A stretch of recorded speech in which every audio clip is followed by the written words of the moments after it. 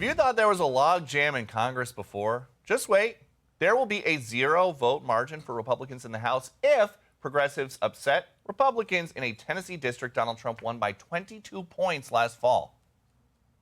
My opponent wants to defund the police. She was out filming her bullying and harassing ICE and the Tennessee Highway Patrol as a sitting state legislator. That is disqualifying. It's totally unacceptable. She wants to abolish prisons, so I guess she just wants criminals to be roaming the streets. She wants new and higher taxes to fund her socialist agenda.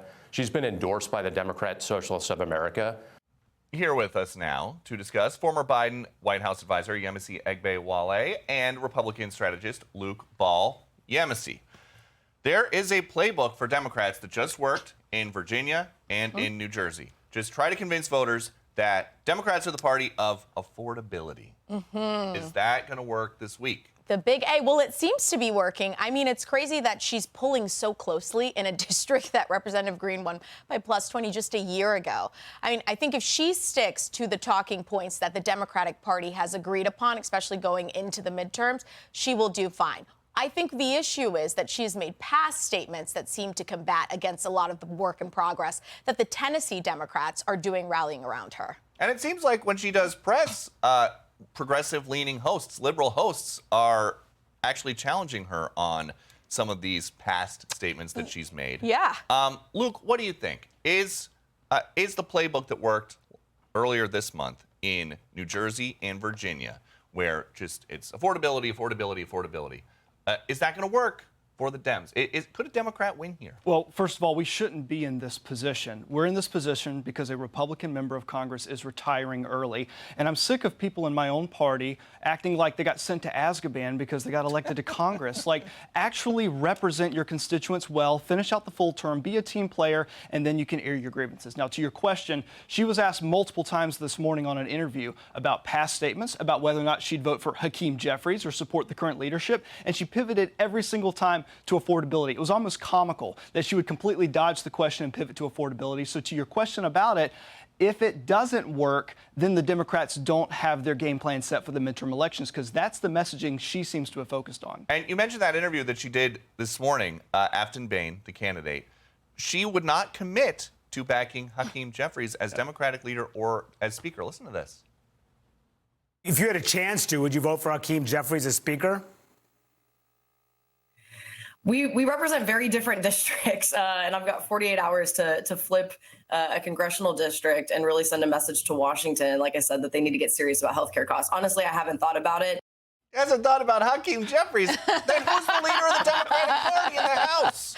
You know, I think she has struggled through a couple of interviews. I mean, what she really should focus on right now is how she convinces people that live in her district that she's okay with country music, because I think that was the most egregious thing. That's what upset me the most. Saying you don't like country music when you're in Nashville. That was not on the money there. Less media discipline than when she's talking about affordability. Luke, there is a really interesting New York Times item this week where it talks about how, Donald Trump, who has an influence over every election, whether he's on the ballot or not, there's not much Gen Z resistance to Trump. It's a lot of older folks that are protesting him and really motivated against him. And yet, there's a Rasmussen item this week, a poll suggesting that 51% of young people want a Democratic Socialist to win in 2028.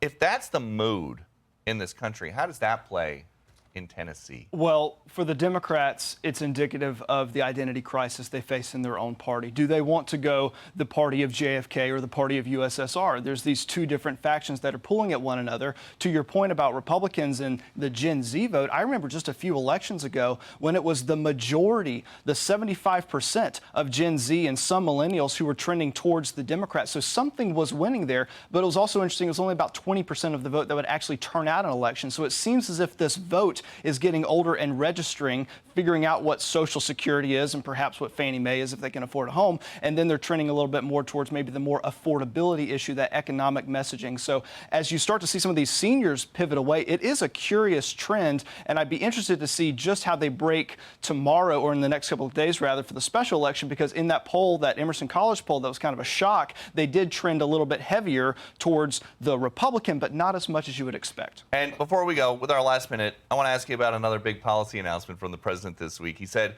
he's hereby canceling all executive orders and anything else that was not directly signed by crooked Joe Biden because the people who operated the auto pen did so illegally. Yeah, Missy, why do you use the auto pen so much? You were there. He used the auto pen, and you know what I'm going to say, like all past presidents, Obama, Trump, and Bush have used.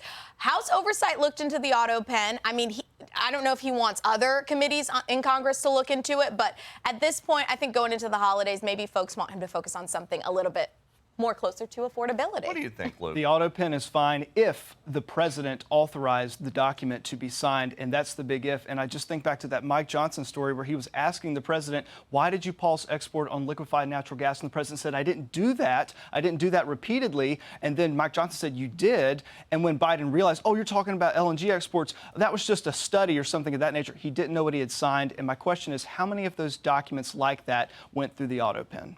Auto pen, affordability. We'll see. We'll see how it goes. You guys come back sometime, please. Hey, it's Will Kane. Click here to subscribe to the Fox News channel on YouTube. It's the best way to get our latest interviews and highlights. And click to subscribe to the Will Kane podcast for full episodes right now.